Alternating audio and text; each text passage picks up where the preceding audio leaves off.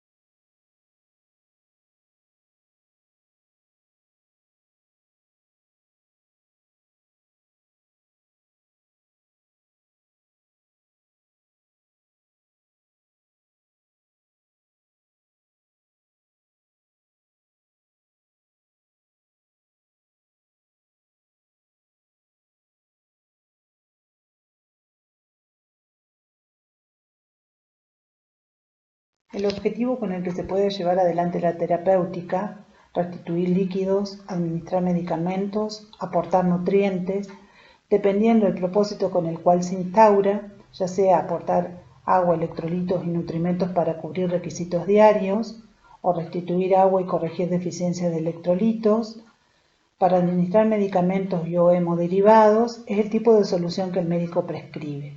Y se pueden reconocer dos grandes grupos: los cristaloides, que pueden ser isotónicos, hipertónicos o hipotónicos, y esta tonicidad está dada por la concentración de solutos disueltos en la solución y la osmolaridad con respecto al plasma.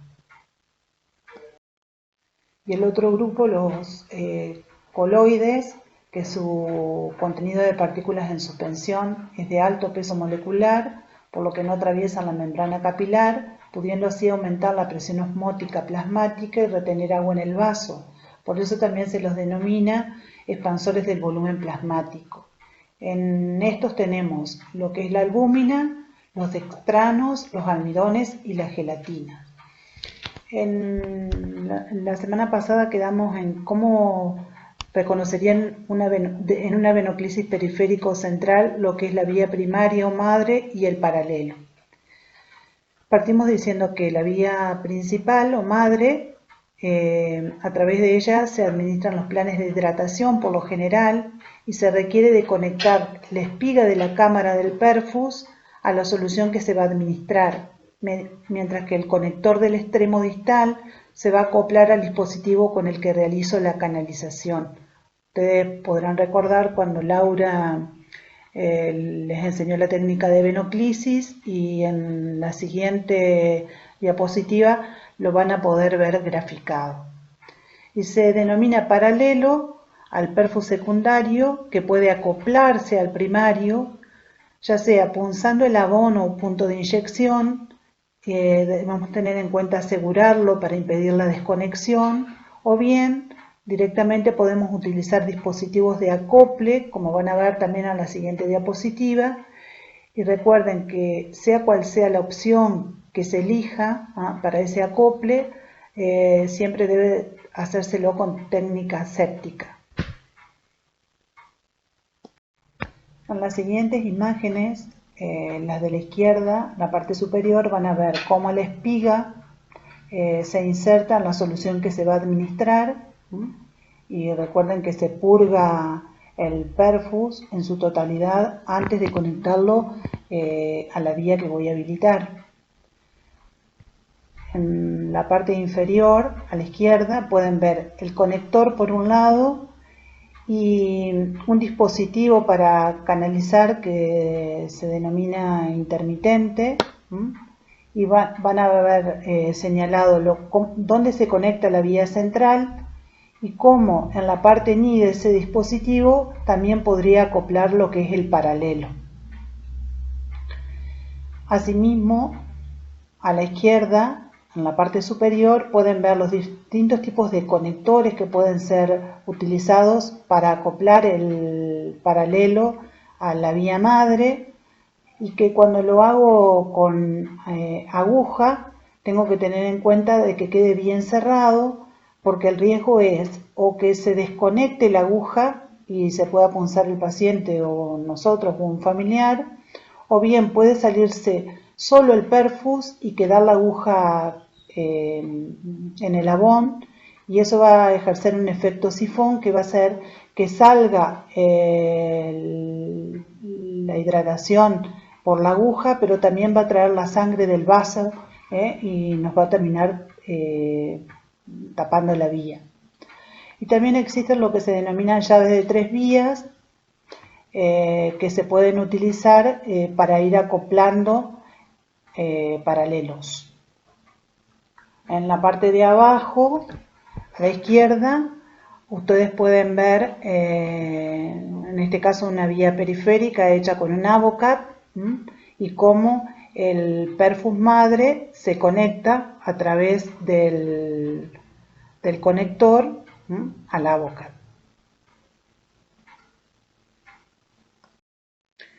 En este intento de dibujo, lo que les quería mostrar es cómo se vería lo que es la vía principal o vía madre y el paralelo.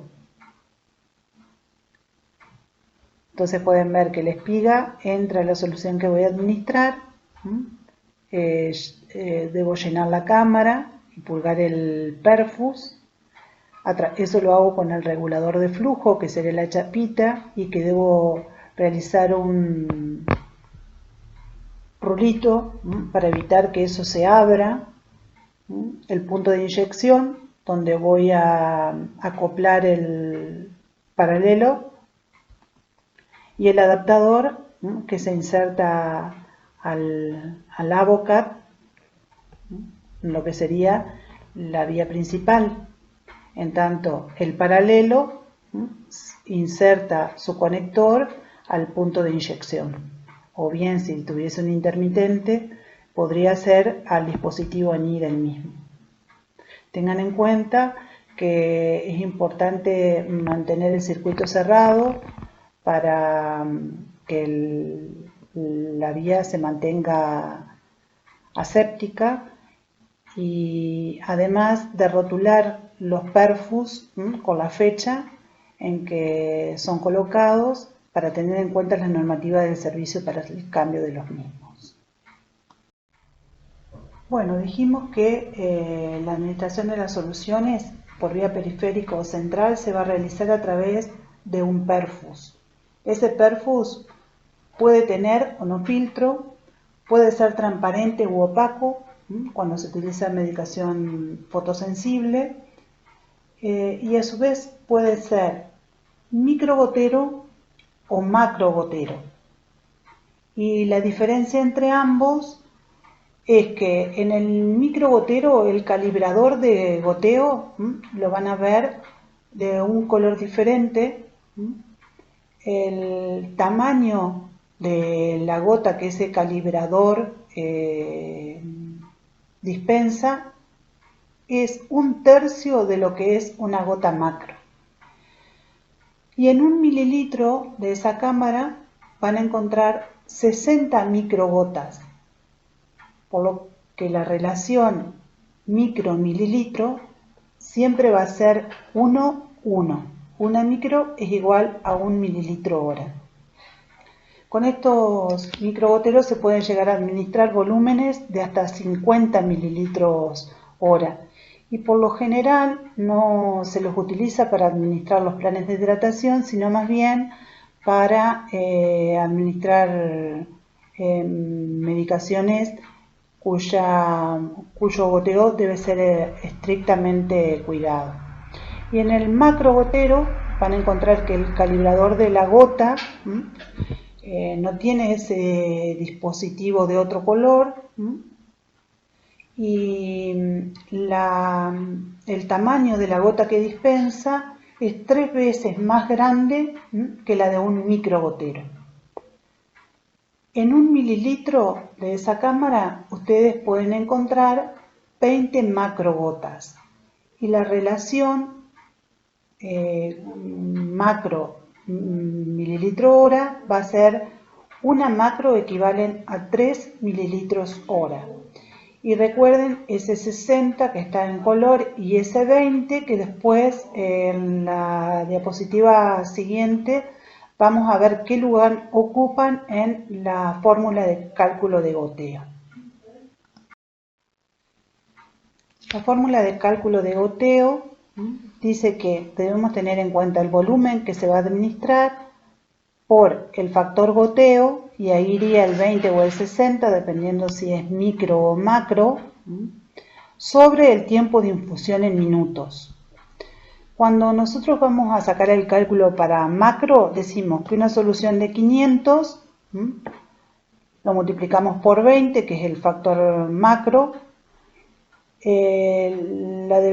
para administrar en 24 horas, ¿a cuántas gotas la voy a administrar?